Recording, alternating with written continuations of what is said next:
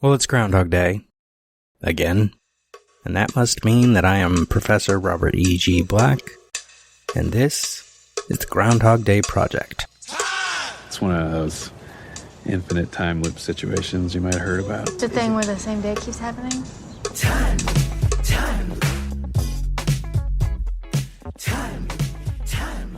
I wake up every day right here, right in Punxsutawney, and it's always February 2nd. The last revision is what counts, apparently. We are on minute 50 of Groundhog Day. We are in the 9th iteration of February 2nd that we have seen in the film, and we're going to get into the 10th by the end of this minute for sure, as Phil is out on a date with Rita. They are at a restaurant. They have already had their food. Rita is playing with hers, and she has just said that she likes to go with the flow, see where it leads her. Phil begins this minute. He says, "Well, it's led you here." She says, "Which is about 1,000,000 miles away from where I started out in college." He kind of leans in like he's definitely looks like he's pretending to care. Doesn't look like he cares. "You weren't in broadcasting or journalism?" She says, "Believe it or not, I studied 19th century French poetry." And Phil does the worst reaction you could do. He laughs and says, "What a waste of time."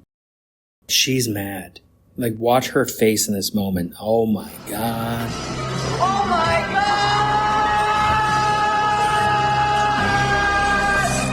God! She's pissed. And she should be. That was a dick move, Phil. But he tries to recover. He's like, I mean, for someone else, that would be an incredible waste of time. It was so bold of you to choose that. She's just getting madder. She goes back to playing with her salad. It's incredible. You must be a very, very strong person. Movie cuts here to the 10th iteration, but I hope whatever happened next on that iteration was Rita said, "You're an asshole," and she grabbed that glass of wine she still got in front of her and threw it in his face. Because that's what he fucking deserves, if not more. So we're on day 10. Back to the restaurant. Back to what he was saying last minute. I think people place too much emphasis on their careers. Gosh, he's going too much. Too much energy. Putting too much into it. Gosh, I wish we could all live in the mountains at high altitudes. That's where I see myself in 5 years. How about you? Oh, I agree.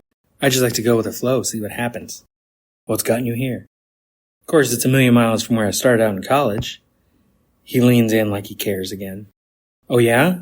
You weren't in broadcasting or journalism? Anything like that? And we get a new angle this time. It's not still on the 2-shot. We get close on Rita.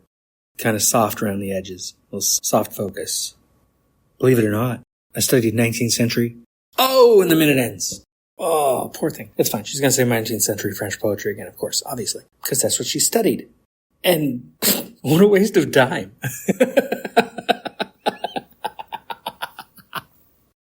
I mean, you're out on a date with her. You definitely do not laugh and do not say that sort of thing. But you're like, wait, really? Like, why? Why did you study 19th century French poetry? Not just French poetry. 19th century French poetry. Okay.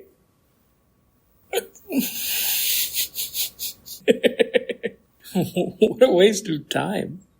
I mean, for someone else, that would be an incredible waste of time, Rita. It is so bold of you to choose that. Why is that a major that's available? Oh my God. I believe in the early version of the script, we do find out she went to Bryn Mawr. I don't know if I ever actually checked that Bryn Mawr has a major for this. She didn't say she majored in it. She said she studied it. But she's sort of talking about the far away thing. What was the thing she was doing that was so far away? What was I doing that was so far away? When I was a student, I'm recording this in a classroom at USC right now. When I was a student here, I wanted to major in film, but I didn't get in the film program. And then I had some financial aid issues, and I ended up dropping out. An expensive dropout, to be sure. I didn't go back to college until many years later. That was right as I was gaining a new interest in history. So as an undergrad, I majored in history. But then I was, after doing well on some speeches in Speech 101, class I'm about to be teaching in a few minutes after recording this, when I did well in that class, someone suggested I compete in the intramural speech tournament at Glendale College, Glendale, California, and so I did. And I didn't win, but I enjoyed it, and I met some people from the speech team, and then I went to a speech team meeting, I joined the speech team, I competed. I enjoyed the hell out of competing in speech and debate for Glendale College and then for Cal State LA.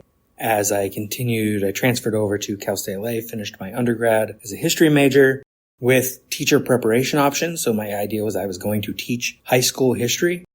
I do teach a lot of high school students, but I don't teach history. Although I do occasionally get the opportunity to talk about history, which is nice. It wasn't until grad school that I majored in communication studies, which is ostensibly what I teach. I teach Speech 101. I teach argumentation. I occasionally have taught small group communication, interpersonal communication. I swear there was another class I've taught that I can't remember offhand. What am I forgetting? I don't know. Mostly I teach Speech 101 because they do that a lot as outreach to high schools, and I always say yes when I'm offered those. So a few schools now know that if they offer me one of those, I'm going to say yes. Because I like driving around to like a different school and a different classroom for different students. And you get a different vibe depending on the school, depending on the place. And if it's a bad vibe, it's okay because you're not going to be there next semester, most likely. And if it's a good vibe, hey, maybe you'll get them next year. And you'll be at that same school. I have repeated a few. I've taught Upward Bound here in USC classrooms 3 different summers, right? Or is it 4 now? 4, Nan. 4. No, actually, I think it might only be 3. I taught some Upward Bound students on Trade Tech's campus one summer, I believe, which is why I'm thinking of potentially 4. So yeah, I'm about 1 million miles from where I started in college too. Does that mean what I did in college then is a waste of time, or someone should call it a waste of time? I mean, parts of it were a waste of time. There were classes I was required to take that I kind of hated. There was this one literature class that was boring as hell. I took several anthropology classes, so many that the counselor here suggested I major in visual anthropology, which would have made my life very different than what it is now. But I didn't want to. I wanted to do film. The thing is, in order to do film, I should have applied again for the film program. Instead, I was just kind of biding my time and bleeding out future cash because I wasn't thinking it through. I mean, it's not bad to start one place. That's the point of college, you know? You start off thinking you're going to do one thing. It's okay if you do exactly that thing, and it's okay if you realize that that thing wasn't for you and there's something else that's getting your attention. Do I still like history? Yes. Do I study it anymore? No. Do I have bookshelves still with a bunch of history books and history-related books? Yeah. Do I make use of them when I can? I try to. But I also have an interest in, at one point, because of my love of the X-Files back in the 90s. I got into reading about conspiracy theories and supernatural phenomena and whatnot. Do I think those are real? Conspiracy theories mostly no. Supernatural stuff, pretty much no. But they're still fun to read about, so I will get out those books occasionally and still look at them. Would I still like to work on film? I think that's obvious. The fact that I talk about movies for so much time and have spent so many words on Groundhog Day in particular, and on my various other podcasts talking about other movies, I still want to make movies. I wrote a screenplay last year that I finished in January of this year that I would love to produce as a movie and make it. But do I know how to make that happen? Not really. Do I have time right now to figure it out? Not really. But also, if I maybe placed more emphasis on my career, or on that career, I'd figure it out. What's my point? A, don't make fun of people when they tell you what they studied, because they probably took it serious at the time. She didn't happen into 19th century French poetry. She chose that, which meant she had an interest in it. She probably still does, even though she's moved on to something else. Second, it's okay if you have that too, where you started thinking you were going to be something, do something, and you ended up being and doing something else. That's okay. That's minute 50, Groundhog Day. We're basically halfway through the movie, and that's awesome. We're on day 10, 10th iteration of Groundhog Day seen in the film. Have there been more than 10 since the loop started? Maybe, but I'm not a time loop math truther.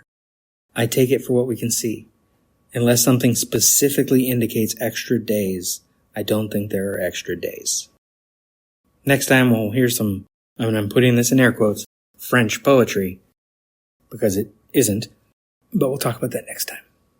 Until then, go do something fun, go do something interesting, go try something new, if you can. Or do the same stuff you do all the time if you're still enjoying it. Take care. Knew you were gonna say that.